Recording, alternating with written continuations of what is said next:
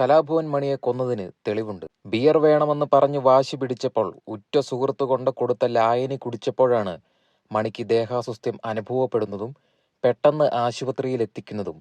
അവിടെ നിന്നും 2 ദിവസത്തിനകം മണി മരിച്ചുവെന്ന വാർത്തയാണ് പുറംലോകം അറിയുന്നത്. എന്നാൽ ആരാണ് ബിയർ കൊണ്ടുകൊടുത്തതെന്നും ആർക്കും അറിയില്ല.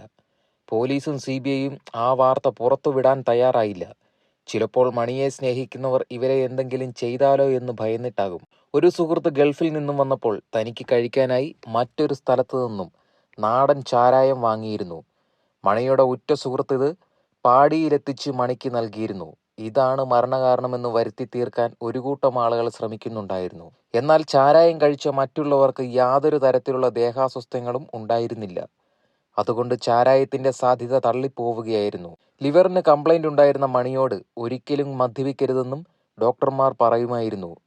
1 മാസത്തിലേറെയായി സിനിമ, സ്റ്റേജ് പ്രോഗ്രാം എന്നിവ നിർത്തിയ മണി വീടിനോട് ചേർന്നുള്ള പാടിയിലായിരുന്നു താമസം. ഭാര്യയ്ക്കും കുടുംബക്കാർക്കും എന്തെങ്കിലും പറയാനുണ്ടെങ്കിൽ ഫോൺ വിളിക്കുക മാത്രമാണ് ചെയ്തിരുന്നത്.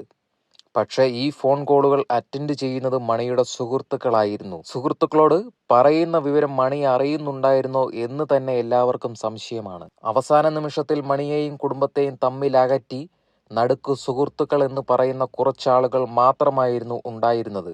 മണിക്ക് എന്താവശ്യം വന്നാലും ഇവരായിരുന്നു കൂടെ ഉണ്ടായിരുന്നത്. എന്നാൽ മണിയുടെ മരണശേഷം ഉറ്റ സുഹൃത്തുക്കളെന്ന് അവകാശപ്പെടുന്നവർ മണിയുടെ കുടുംബത്തെ തിരിഞ്ഞു നോക്കിയിരുന്നില്ല. മണി മദ്യം വേണമെന്ന് പറഞ്ഞപ്പോൾ പുറത്തുപോയി വാങ്ങാമെന്നൊരു സുഹൃത്ത് പറയുകയുണ്ടായി.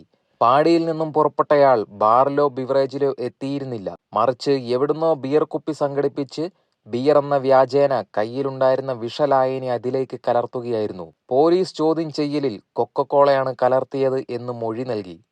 എന്നാൽ കൊക്കക്കോള കഴിച്ചാൽ എങ്ങനെയാണ് ഒരു വ്യക്തി മരണപ്പെടുന്നത്?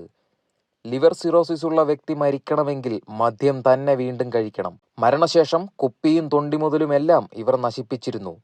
മാത്രമല്ല മണിയുടെ വസ്ത്രം കത്തിക്കുകയും പാടി മുഴുവൻ ഡെറ്റോൾ ഒഴിച്ച് കഴുകുകയും ചെയ്തു.